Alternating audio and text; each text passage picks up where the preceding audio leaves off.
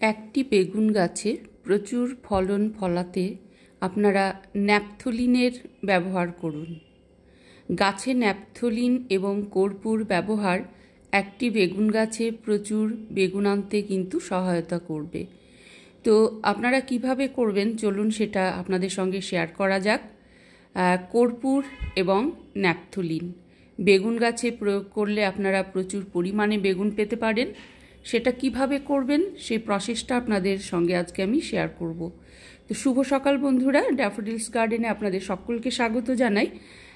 লঙ্কা গাছ এবং বেগুন গাছ এই দুটো গাছে আপনারা কিভাবে প্রয়োগ করবেন দেখুন। আমরা জানি লঙ্কা গাছ এবং বেগুন গাছে কিন্তু পোকামাকড়ের একটা আক্রমণ বা উপদ্রব কিন্তু হয়। আপনারা যখন গাছটি রোপণ করবেন এরকম একটা মিডিয়া নেবেন, সমপরিমাণ নেবেন গার্ডেন সয়েল এবং সমপরিমাণ হচ্ছে ভার্মি কম্পোস্ট।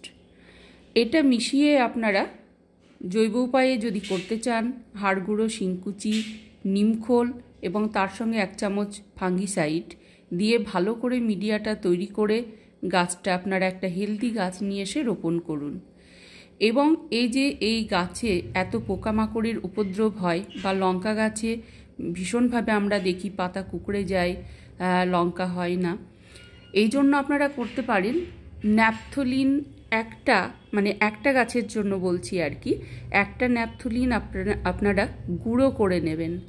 গুঁড়ো করে সেটা 500 বা 1 লিটার জলে ভালো করে মিশিয়ে নেবেন, নিয়ে গাছটিকে কিন্তু পুরো স্প্রে করে একেবারে ধুয়ে দেবেন। এটা আপনারা করতে পারেন সপ্তাহে একবার। আপনারা আরেকটা জিনিস যেটা করতে পারেন যে কর্পূরের ব্যবহার। কর্পূরটা আপনারা এইভাবে করতে পারেন। কর্পূরটা একটা কটন ক্লথ, ছোট্ট একটি কটন ক্লথ নিয়ে একটা কর্পূর নিয়ে ভালো করে বেঁধে গাছের যে একটু মোটা ডালটা আছে সেই ডালটাতে বেঁধে দিন। তাহলে কিন্তু দেখবেন পোকামাকড়ের উপদ্রব একদমই হচ্ছে না আপনার গাছটিতে। আপনারা এই উপায়টা অবলম্বন করুন। আর একটা যেটা বেগুন গাছের দেখুন এই যে উপরিভাগে যেটা অগ্রভাগে যে ডালটা আছে এটা 1G বলে। আপনারা করতে পারেন এই 1G ডালটা কেটে দিতে পারেন। তার ফলে যেটা হবে চারপাশ থেকে প্রচুর কিন্তু ব্রাঞ্চ আসবে এবং সেগুলো থেকে অনেক, যেহেতু শাখা প্রশাখাগুলো আসবে, প্রচুর পরিমাণে ফুল হবে এবং কিন্তু বেগুনও আসবে। আপনারা আরেকটাও করতে পারেন, হয়তো 1Gটা না কেটে যেটা গোড়া থেকে যে ডালগুলো বেরিয়েছে যেটা 2G বা 3G বলে, সেগুলো থেকে আপনারা পুরনো যে আগের যে বয়স্ক যে ডালগুলো আছে, হয়তো একটু খারাপ লাগবে, কষ্ট লাগবে সেগুলো কেটে ফেলতে, কিন্তু তবুও করতে হবে। আপনারা গোড়া থেকে যে ডালগুলো আগের প্রথম দিকের আছে সেই ডালগুলো কয়েকটা কেটে দিন, পাতাগুলো।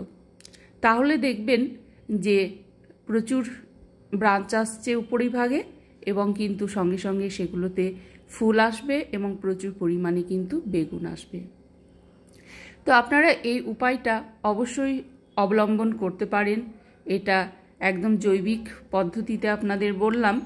আর আপনারা ন্যাপথলিনের ব্যবহার এবং কর্পূর ব্যবহারটা আপনারা এইভাবে করুন। আপনারা দেখবেন অবশ্যই এটা প্রচণ্ড কিন্তু ইফেক্টিভ। আপনারা যদি ফল পান, যারা ছাদ বাগানে গাছ করছেন বা ব্যালকনিতে যেখানে কিছুটা রৌদ্র আসে সেখানে গাছ করছেন, আপনারা এই পদ্ধতিটা অবলম্বন করুন এবং পরবর্তীতে আমাকে কমেন্টের মাধ্যমে আপনারা কিন্তু অবশ্যই জানাবেন। আমি পরবর্তীতে আপনাদের আবারও কিন্তু কিছু টিপস দিয়ে দেব, তবে এটা আশা করি আপনারা কিন্তু ফল পাবেন। অনেক বন্ধুদের হয়তো সবজি গাছ ডিরেক্ট সানলাইটেই কিন্তু সব থেকে ভালো হয়, তবে আপনাদের ব্যালকনিতে যদি সানলাইটটা প্রচুর পরিমাণে আসে তাহলে কিন্তু আপনারা কিন্তু অবশ্যই কিন্তু করতে পারেন। কিন্তু যদি একদমই রোদটা না আসে, একদম ছায়াযুক্ত স্থানে কিন্তু ব্যালকনিতে কিন্তু কোনো সবজি ফলানো কিন্তু অসম্ভব। সেক্ষেত্রে আপনার কিছু হয়তো অন্য ফুলের গাছ কিছু হতে পারে, কিন্তু সবজি গাছের জন্য একেবারে ডিরেক্ট সানলাইটটা দরকার হয়। পর্যাপ্ত পরিমাণ রোদের কিন্তু দরকার অবশ্যই হয় বেগুন গাছ বা যে কোনো সবজি গাছের জন্য আর কি। তো আপনাদের সঙ্গে এই ছোট্ট একটি শেয়ার করলাম যে ন্যাপথলিন এবং কর্পূর ব্যবহার আপনারা বেগুন গাছ এবং লঙ্কা গাছে কিভাবে করবেন, এবং আপনারা এই যে 1G 2G 3G এই যে বললাম বেগুন গাছে, আপনারা এটা কিন্তু অ্যাপ্লাই করে দেখতে পারেন। আশা করছি আপনারা একটা ফল অবশ্যই পাবেন, যেটা আমি পাচ্ছি, এবং আমি কিন্তু গাছ থেকে সেটা নিচ্ছি, এবং কিন্তু আমার কিন্তু কিছুটা কিন্তু চাহিদা কিন্তু পূরণ হচ্ছে সাংসারিক। প্রতিনিয়ত আমি লঙ্কা ছিটছি, আমি ব্যবহার করছি, এবং বেগুন, শিম এ জাতীয় কিন্তু আমি বেশ ভালো পাচ্ছি। এই যে এই ধরনের পোকামাকড়গুলো একেবারেই কিন্তু আসবে না আপনার লঙ্কা।